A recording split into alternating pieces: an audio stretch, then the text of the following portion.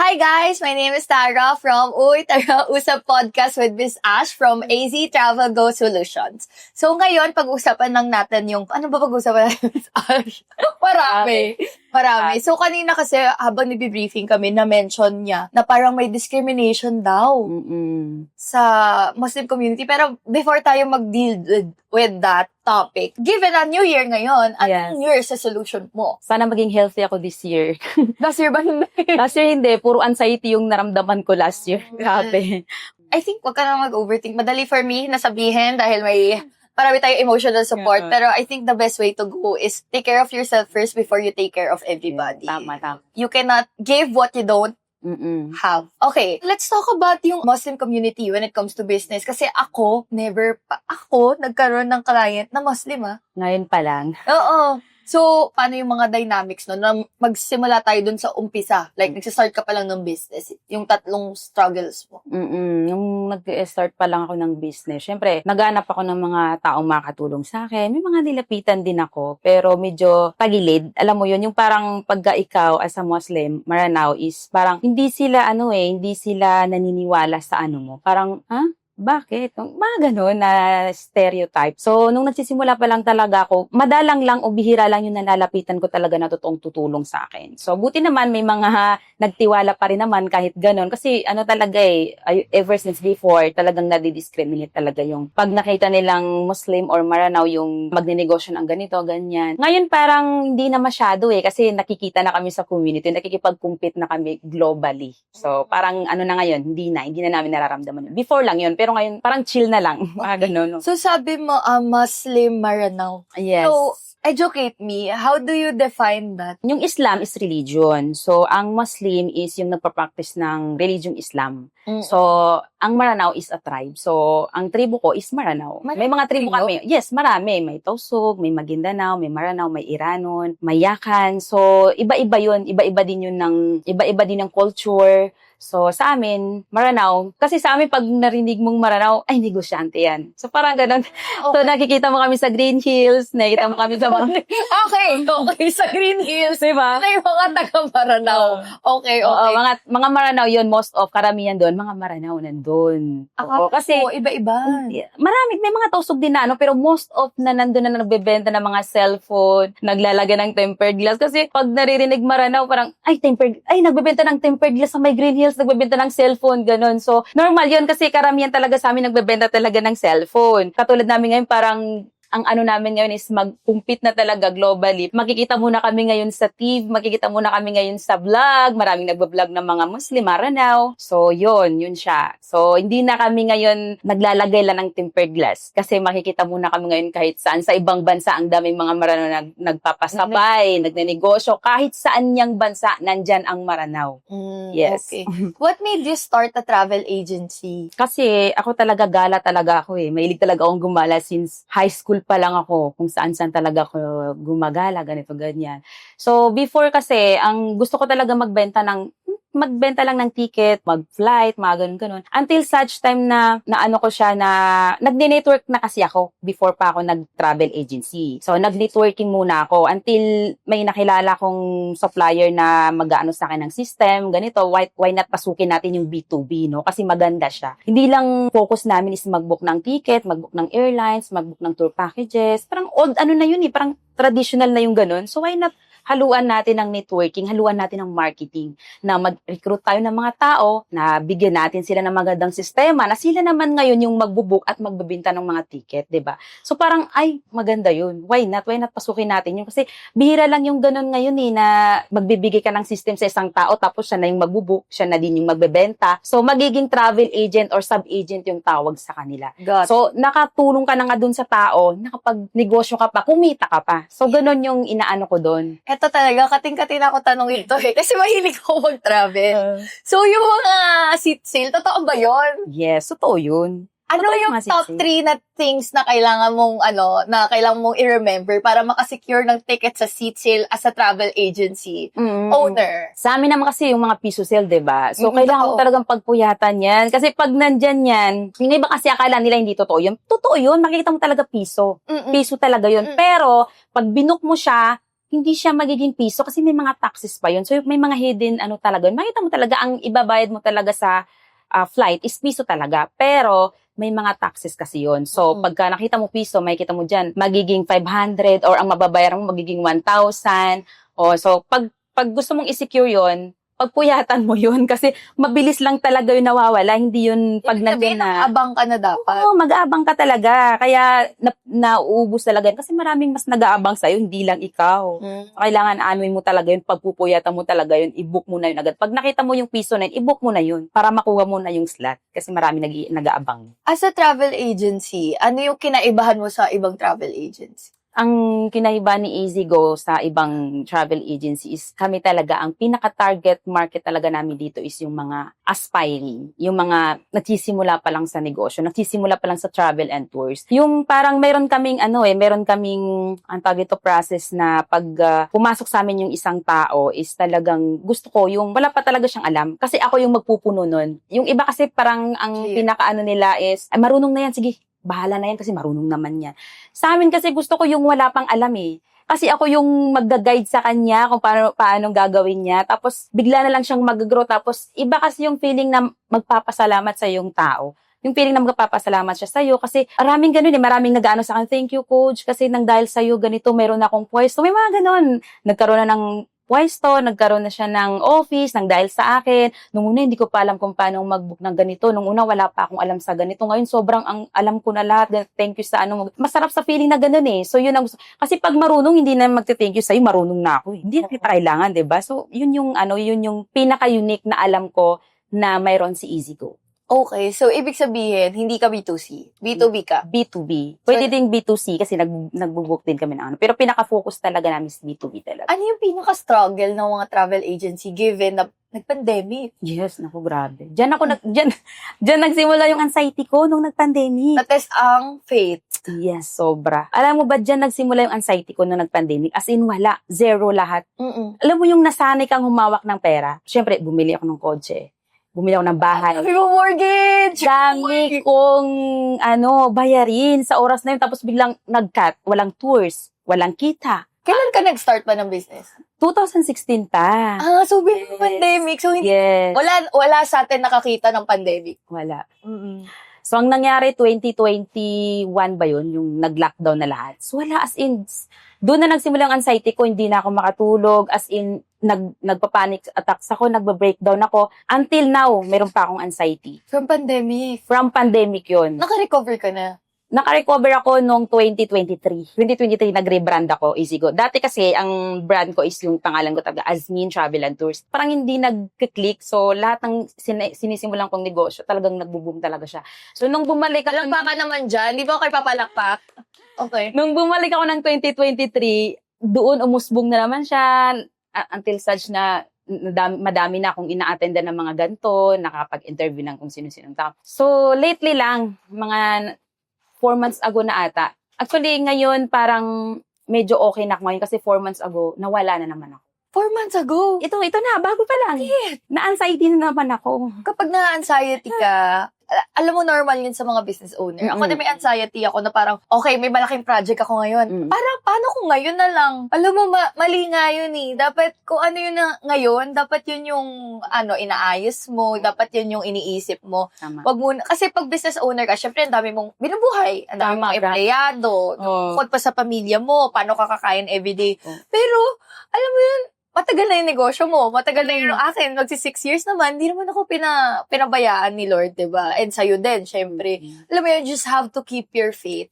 Na no matter what, kapag good intentions ka naman, with everything that you do, God will provide. Alam ko, magkaiba tayo ng God, pero isa Faith lang naman lahat. Yes. Oo. Doon talaga na yung faith natin, nasusubok talaga yung faith natin. Grabe, pray lang talaga yung naggagamot sa akin ngayon is prayers. I think dapat malaman mo yung trigger mo. Ano ba yung mga triggers? Biglaan siya eh. Minsan walang trigger. Talagang biglang ganun. Parang kakaiba yung anxiety ko. Like, parang kunwari, nag-work ka ngayon, tapos biglang nag-anxiety, tapos mag-shutdown ka. Oo, ganun yung nangyari sa akin. Di ba, nag-work ako, ang minsan pa nakakapag-trigger sa akin pagka sobrang overwhelm ako. Alam mo, yung parang nag-i-enjoy ako sa ginagawa ko. Tapos bigla na lang siya. Ka. Yes, tapos bigla na lang siyang, may parang pumipitik na, gumagano ka bigla. Hala, baka Alam mo, Bigla akong nagaganon, promise. Minsan, nasa kotse ako, nagdadrive. Tapos biglang, uy, wag naman. Wag may nagdadrive. ganun akong episode na nag-drive ako until such time na bigla akong, hindi ako nanginig ang buong katawan ko as in, tapos biglang nag-set Wala kang aside. trigger. Wala akong trigger. Bigla-bigla na lang siya May pumapasok. ganun, no? May ganun talaga. Hindi ko alam kung anong tawag doon, pero ano talaga yun, bigla-bigla siyang pumapasok. Wala akong trigger. Anxiety. Tapos, meron pa, yung parang, halimbawa, kumakain ako, sobrang nabusog ako. Tapos, ganun. Parang hindi na ako mapagsalita, matutulala na lang ako. Nag-try ka mag-seek ng Nagsasyke ako ngayon. may therapist. Yes, meron ako. I think yung mga business owners may therapist no? Kasi ang dami Lahat- nating nakakaaway sa mundo. Oo, Diba? grabe. Nakakaaway natin yung mga empleyado. Yes, Nakakaaway client. clients. Grabe. Wala talagang, alam mo yun, the more na nakikipag-interact ka sa maraming tao, Oo. the more na prone ka na magkaroon ng disagreement. Kasi you cannot expect everybody to think as same as you, di ba? Totoo. Diba? So, how do we deal with that? I guess kailangan natin mag-create ng program for business nga, no? owners. So, kung naririnig nyo ako DTI, SEC, dapat siguro mag-create tayo ng program para sa business owners naman. Yung susupport yung anxiety na Ang natin. dole, pero employee. Yeah, totoo. Diba? Kapag kunwari, na-late ang sahod, Mm-mm. dole kita. Oh, Pag ang diba? back pay mo, delayed, dole dole. kita. Benefits mo, wala, dole kita. Paano naman yung mga empleyado? Totoo lang. Ay, employee, Mga diba? employee. Kapag yung employee hindi nag-function, Mm. yung isang employee, pwede siyang magkaso or what or tumawag. Paano naman tayo pag hindi nag-function? Ang dami natin sinusupport. Kaya nga, totoo. So, I guess dapat it's about time, It's diba? about life. Oo. So, how do you, kapag kunwari, merong mga customer na kailangan ng attention mo, tapos in-anxiety ka. Pinapasa ko sa assistant ko na bahala dyan. Effective naman. Kaso Oh. if ikaw yung owner, I guess they always prefer na it's us. Yes, totoo yan. Paano yun? Totoo yan. Gustong-gusto nila yung nakakaharap nila yung kung sino yung may-ari. Gustong-gusto nila yung ikaw mismo yung magtutulong sa kanila, mag-guide sa kanila. Ganun yun eh. Lalo na sa travel B2B.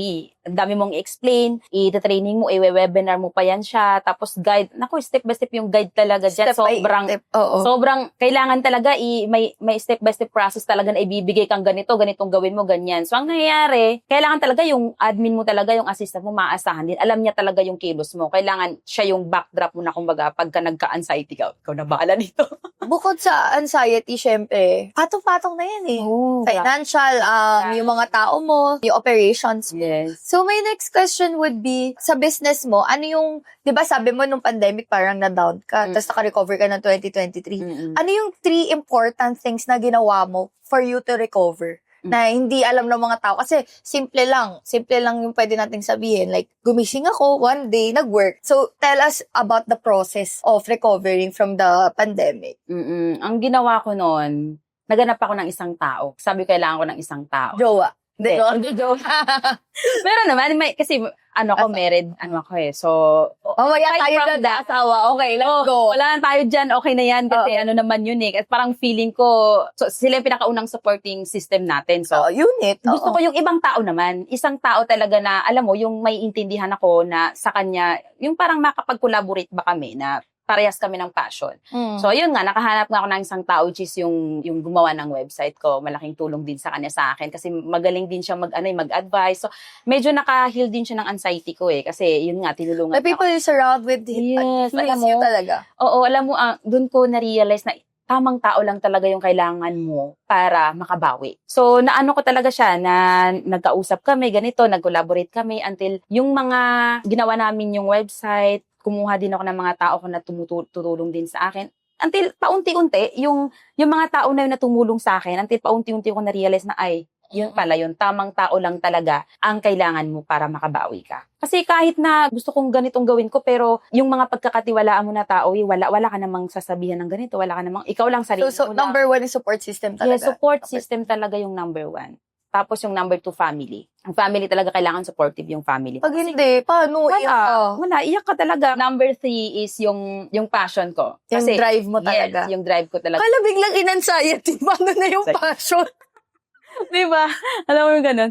Tapos yun, yung passion ko na hindi pwede. Kailangan kong ibalik kung ano ako dati. Purpose din. Oo, yung purpose at saka yung passion, yung talagang kasi maraming nagagalingan sa akin. Hindi pwedeng sasabihin lang nila na sayang ka. Kasi nung nawala ako, ang daming nagsasabi sa akin na sayang ka, sayang yung galing mo, sayang yung talent mo. Ano na nangyari? Yung ganun. So, pagka iniisip ko, tsaka yung passion ko talaga is business, na alam mo yun, gusto kong tumulong sa mga tao. Alam mo sa sarili mo na yun talaga yung gusto mo. Gusto ko. At saka gusto kong tumulong sa mga tao. Gusto kong tumulong sa mga small business owner na mapalago din yung business nila, yung mga aspiring travelpreneurs. I love that. Gusto ko naman natin yan. Yeah. Ako may question ako. Ito, no question lang to. Dito related sa business. Totoo ba pwede mag-asawa ng marami ang asawa? Yes. Wait, as a Muslim girl or wife, is it allowed na yung husband mag-asawa ng more than one? More than 4. Basta kaya nila. Pantay-pantay lang. Paano ka? If sa akin, hindi, iwalay tayo. Ay, may ganon, di ba? Choice yun. Choice mo yun. Nasa sayo yun kung gusto mong mag-asawa yung asawa mo or gusto mong... Merong agree? Yeah, meron. Marami. Yes. Oo. Nasa ano naman yan? Nasa pag-uusap naman yan eh. Bakit? Siguro yun yung... Pero sa'yo? Sa kanila. Pero sa'yo? Sa akin yan. Mare tayo. Kasi syempre, alpha ako eh. Hardworking tao ako. Tapos biglang, kaya kong buhay ng sarili ko na Oo. Diba? Tsaka yung financial capacity mo. Yes. Kaya mo. Sa amin kasi, na yun eh. Parang, if ever nag-cheat yung... Hindi yung cheating. Kasi legal yun eh. Sa amin, legal kasi yung walang cheating sa amin. Walang kabit-kabit sa aming Muslim. Kasi, talaga yun. Okay. Define that. It's cheating for Muslim kapag pagka patago. Kasi kapag gustong mag-asawa ng pangalawa, kailangan diretso nang pupunta ka dun sa gusto mong asawahin na, aasawahin kita, ganito, ganyan. Pero kung nagtatago kayo na, alam mo yun, walang may alam, walang ganito, ang tawag dun is zina. Ibig sabihin, yun ay hindi maganda. Okay. So, sa'yo, hindi pwede. Pwede. Dapat, kahit anong religion, regardless, it cannot be tolerated. Sorry na. Okay. My next question would be, what was the moment you felt most proud of your identity? May nakalagay dito, PWD? PWD ka ba? Hindi, Pati yung question ko, may PWD. Okay. What does financial discipline look like for you now compared to when you first starting out? Eto kasi, Mari. Diba? Kapag business owner ka, nagsistart ka, nung bata ako, wala naman ako 1,000,000. Wala naman ako 1,000,000. Hello, bata nga. Tama. Walang nagturo sa akin kung paano mag-handle ng 1,000,000. Like, dati kapag bata ka, pag may 1,000,000 ka, bibili ako ng ganito. Bibili ako ng ganyan. Akala ko with 1,000,000, makakabili ka na ng bahay. Oo nga. Hindi pala. Renta lang pala. Million. Oo. Tapos, hindi ko alam na kailangan mo i-reinvest yun. So, Tama. ano yung lesson mo na pwede i-share sa amin? Kailan mo na yung first million mo? Sige, yun muna. Nung edad ko nun, nung first million. Oo, or 2020 mo. Nasa 22 ako nun. First million. 23, parang ganun. First million ko. Ang ginawa ko, kasi na-overwhelm ako, diba? Bili ka. Nag-shopping ako. Oo, Shopping tama. ako, bumili ako ng kotse. Tama. Kasi yung kotse, second hand, makakabili ka na ng 300. Oo, may 150 nga eh. Na Bilang- Civic eh. Oo. Pero hindi ako bumili ng bahay kasi hindi naman pwedeng ibili ng bahay yung 1 million. So, yun. shopping, pabigay, nagbigay ako sa family. Kasi ang dami, puro shopping. Tapos naubos. Naubos yung 1 million. Doon ko na-realize, sabi ko, hindi pala ng 1 million. Wow! Hindi kasi sa akin yung 1 million. Yun na, pakikot. Hindi pag breadwinner kasi hindi talaga kasha. Hindi. Kasi ang tuition ngayon nasa 50, di ba? 50 to 100. Kung magpapaaral ka pa, kailangan pa. Everyday necessity mo. Everyday ko nga lang, nasa 1 to 2,000. Kala ko, everyday ko pa lang 100 to 200. Credit card mo pa. Credit card pa. Kung gusto mong magkape, di ba? Kailangan kasi Ano yung lesson ng first million? Ang lesson ng first million. Kaya pala. Kaya. Kaya pala kumita ng 1,000,000. Yes, kaya pala. Ano nga ako, na-shock nga ako. Sabi Ako din. Sabi ko, kaya, grabe. Ang dali lang pala. Ay, grabe talaga. Ang dali. Ito yun. Kasi yung 1 million na yun, week ko lang siya kinita. Yes, week. 1 million per week. Okay. Yes, 1 And I million per- quote. Nung 2017 siya. 2017, 2018, almost, hindi ko na mabilang kung magkano yung pumapasok na million sa account ko. Diba? Yes. Naamla ka na ba? Nitong nitong last year lang, naamla na ako. I mean, amla in a way na si bank kasi usually kapag may malalaki kang transaction, they email you something. Yes. Na parang, you got this amount, can you send me a proof? Yun ang amla. Hindi yung amla na sinulatan ka na amla ka. Diba? Parang pag nagkaroon ka na ng amla na email na for proof and of your transaction, parang, ay, nasa level na ako na. Amla na ako. Yung year pa yun, to 2017, Naamla ka na? nagbabangko. Hindi ako nagbabangko. Nito lang, recently lang na ako nag-ano. Kasi nung... Sa bangka na niyan. Nung time na yon 2017-18 is more on ako mga ang tawag dito, Western Union, mga Emily Willier. Diyan yung pera pumapasok sa mga Palaw. At sa market Yan. mo. Yes, yun yung market ko, yun doon sila nagpapadala. So ang nangyari, kilala na ako nung lalo. Gets ko kasi nung time na yon hindi pa uso ang Gcash. Hindi pa uso yung Gcash. Hindi pa uso ang bank transfer. May mga bank na scam. Yes. Kaya gets ko yung Western Union sa Cebuana Loli. Palawan. Yan. Nila ako dyan. So, pagka araw-araw ako nandyan. Ay, grabe. Problems. Tapos yun, ano ko talaga na pag nakikita nila ako, talagang alam na nila na, ay, Ma'am Ash, mga ganun. Lahat sila dyan. Madam ang tawag kay Ma'am Ash. Sabi ko, ang sarap sa feeling na ganun, tapos ngayon hindi na. Diba? Paano yung mo, nung in-email ka na ng bangko mo? Like, anong feeling? Parang, na-stress ako. Siyempre, sabi ko, ano ba to? Hinihingan ako, parang ko, scammer. Kaya ang ng bank mo yun, di ba? So, yun, naano talaga ako. Sabi ko, ay, grabe naman to. Parang may mga ganito palang. Oo, pero sa akin naman, ano yung binenta mong service or business? Ano yung kontrata mo? And then, proof of contract. Ganun lang naman yun kasimple. And aside from that, eto, malapit na tayo matapos. Huwag ka mag-alala. In the B2B travel world, people only see the bookings. What are the unseen struggles? If ako gusto ko mag-start ng ganyang business, ano yung mga sa tingin mong mahihirapan ako or ano ba yung mga hindi sinasabing mahirap na part ng industry na yan? May peak season ba? May season ba? May peak season talaga siya. So, hindi... Kasi makita nila, akala nila, bentang-benta na di ba? Parang gano'n. Parang pag sinabi nilang travel agency, ay, grabe, yung yaman yan. Parang, ang niya, malaking kita niyan. Gano'n, hindi. Hindi, yun. Parang, syempre, may season tayo, no? So, ang pinaka talaga doon is, mahirap doon minsan yung technical, yung system, yung supplier. Kasi, pagka hindi madali kumuha ng supplier na alam mong reliable eh. So, kailangan talaga time to time is na-update mo yung system. Doon talaga yung pinaka doon. Kasi, meron ding, halimbawa, ang price ng ngayon, ng ticket is nasa 2,500. Tapos, mayat-maya, magiging 5,000 na yan. So, hindi, tapos magre-reklamo si client. Sabi mo, 2,500 yung ticket, bakit ngayon 5,000 na? So, diba, yun yung mga struggle namin doon na paano na naman kaya namin i-explain na yung 2,500 is naging 5,000. Yes. So, yun yung mga doon. Hindi nila nakikita na akala nila is madali lang. Pero sobrang dami, ang daming kailangan mong i-consider. Yeah, my last question would be, as a travel solutions owner, what's your top 3 most favorite country? Exciting! The Philippines, wag naman. Japan yung Number 1 is Japan. na. How many ka na pumunta ng Japan? Hindi pa ako nakakapunta, kaya gusto ko siyang puntahan. Asia lang ako. Go. So, Asia lang ako. So, yung napuntahan ko is pinakagusto ko talaga Vietnam. Okay. 3 times na akong bumalik dun eh. Kaya, Vietnam talaga. Pero pinakauna yung Japan, then Vietnam. Tapos, pangatlo gusto ko mag-Europe. Makakapunta tayo this year. Yes. And manifest. This year, makapag-Europe na ako. Ako din, Japan. Gusto ko Japan. Talaga. Nakapunta ka na, maganda. Sabi kasi nila, sa US, overrated daw. Pero I just wanna see it for myself first before I judge it. Before, parang, before ako makinig sa mga tao. What is it for you this year? Ano yung gagawin mo this year?